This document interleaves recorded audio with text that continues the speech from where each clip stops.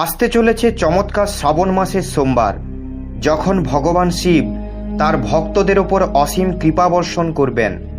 এই বছর শ্রাবণ মাস খুব শুভ দিনে আরম্ভ হচ্ছে। এই শ্রাবণ মাস এতই দুর্লভ যে এই মাসে করা একটুখানি পুজোয় সেবায় প্রসন্ন হয়ে মহাদেব সমস্ত মনোকামনা পূর্ণ করবেন। আজকের এই ভিডিওতে আমি আপনাদের বলবো কিভাবে ভোলানাথের পুজো করতে হয়, কবে থেকে শুরু হবে শ্রাবণ সোমবারের ব্রত, শ্রাবণ সোমবারের সমস্ত ব্রত কত তারিখে পড়বে, কিভাবে করা উচিত শ্রাবণ সোমবারের ব্রতের পুজো। এসব কিছু জানতে হলে ভিডিওটি শেষ পর্যন্ত অবশ্যই দেখবেন। চাতুর্মাসে আসা শ্রাবণ মাস ভগবান শিবের পূজার্চনা করার জন্য সমর্পিত। শ্রাবণ মাসের সোমবারে বিশেষ মাহাত্ম্য আছে, আর এই দিন ভক্তরা শ্রাবণ সোমবারের ব্রত রাখে ভগবান শিবের বিধিবিধান মেনে পূজা অর্চনা করেন। এই বছর এই পবিত্র মাস 22শে জুলাই থেকে শুরু হচ্ছে। শ্রাবণের এই মাস 19শে অগস্টে শেষ হবে। এইবার বিশেষ কথা হলো শ্রাবণ মাস শুরু সোমবার থেকেই হচ্ছে। এর সাথে এইবার শ্রাবণ মাসে 5 সোমবারের ব্রত রাখা হবে। তো চলুন জানা যাক এই 5 সোমবার কোন কোন দিন হচ্ছে, আর আপনারা এই দিন ব্রত ও পুজো কিভাবে করবেন। শ্রাবণ মাসের প্রথম সোমবার ব্রত 22শে জুলাই 2024, দ্বিতীয় সোমবার ব্রত 29শে জুলাই 2024, তৃতীয় সোমবার ব্রত 5ই আগস্ট 2024, চতুর্থ সোমবার ব্রত 12ই আগস্ট 2024, পঞ্চম সোমবার ব্রত 19শে আগস্ট 2024। এইবার অনেক বছর পর শ্রাবণ মাসের 6টি দুর্লভ তিথি পড়বে, যার মধ্যে প্রথম হলো সোমবারের যোগ। শ্রাবণ মাস এইবার সোমবার থেকে শুরু হচ্ছে, যেটি ভগবান শিবের দিন। দ্বিতীয় হলো প্রতিযোগ। প্রতিযোগ সবসময় মঙ্গলকারী ও ভাগ্য বৃদ্ধিকারী যোগ। এই সময় সমস্ত কার্য পূর্ণ করা শুভ হয়। তৃতীয় হলো আয়ুষ্মান যোগ। শ্রাবণের প্রথম সোমবারে এই তিথি থাকবে। এই তিথিতে করা কাজ অনেক সময় ধরে শুভ ফলদায়ী হবে আর জীবনকে সুখময় করে তুলবে। চতুর্থ হলো নবম পঞ্চম যোগ। এই সময় চন্দ্রমা এবং মঙ্গল পরস্পরের থেকে পঞ্চম ও নবম স্থানে উপস্থিত থাকবে, যার ফলে নবম পঞ্চম রাজ যোগের উদ্ভব হচ্ছে। এই সময় শিব পুজো করলে সমস্ত কুণ্ডলী গ্রহদোষ দূর হয়ে যায়। পঞ্চম হলো শশরাজ যোগ। এই দিন কুম্ভ রাশিতে উপস্থিত থেকে এই রাজযোগ তৈরি করছেন ভগবান শিবের শিষ্য শনিদেব। এই যোগে শিবের পূজার্চনা করলে শনির অশুভ প্রভাব থেকে মুক্তি পাওয়া যাবে। ষষ্ঠ হল সর্বার্থ সিদ্ধি যোগ। শ্রাবণ মাসের প্রথম সোমবারে সর্বার্থ সিদ্ধি যোগের শুভ যোগ নির্মিত হচ্ছে। চলুন এবার জানা যাক শ্রাবণ পূজার সমস্ত বিধি।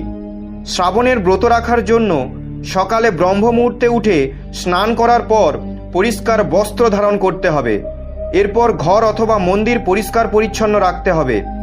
ভগবান শিবের পূজার জন্য বেলপত্র, আকন্দ ফুল, ধুদ্রা ফুল, দুধ, জল, ফল, চন্দন এগুলি অবশ্যই রাখবেন। মন্দির বা ঘরে বিধিবিধান অনুযায়ী শিবলিঙ্গ পুজো করার পর শিবলিঙ্গে অভিষেক করুন।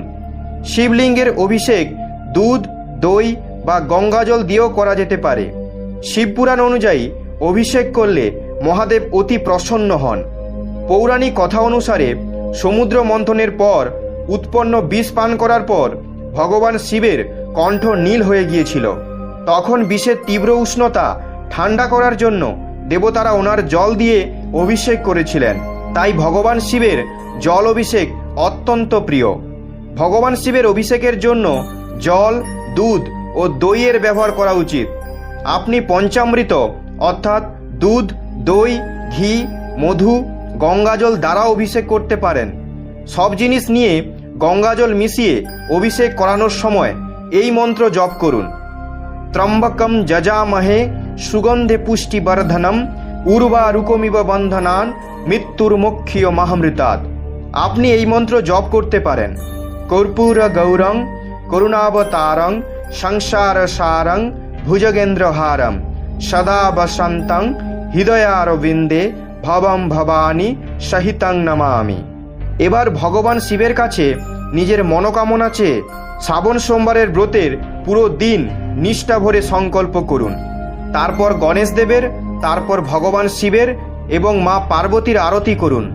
আর শ্রাবণ সোমবারের ব্রতের কথা অবশ্যই পড়ুন বা শুনুন। এরপর ভগবান শিবকে ফলের ভোগ দেবেন। ভোগ দেওয়া ফল প্রসাদ আপনি ব্রতের সময় গ্রহণ করতে পারেন। যারা ব্রত রাখবে তাদের সারাদিন ফলাহার করতে হবে। এই দিন অন্ন আহার করা চলবে না। শ্রাবণ সোমবারের ব্রতের পরের দিন সূর্য ওঠার পর পালন করতে হবে।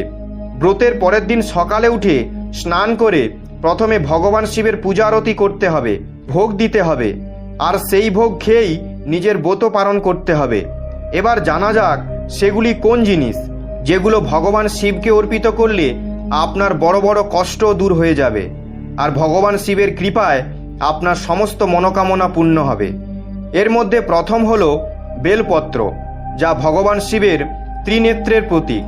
বেলপত্র ভোলানাথকে অর্পণ করা এবং তা 1 কোটি কন্যার কন্যাদানের ফলের সমান। দ্বিতীয় হলো আকন্দ ফুল, যা অর্পিত করলে স্বর্ণদানের সমান ফল পাওয়া যায়। তৃতীয় হলো ধুতরা এবং চতুর্থ হলো ভাং। যখন ভগবান শিব সমুদ্র মন্থন থেকে উঠে আসা হলাহল বিষ পান করেছিলেন তখন তিনি ব্যাকুল হয়ে পড়েছিলেন।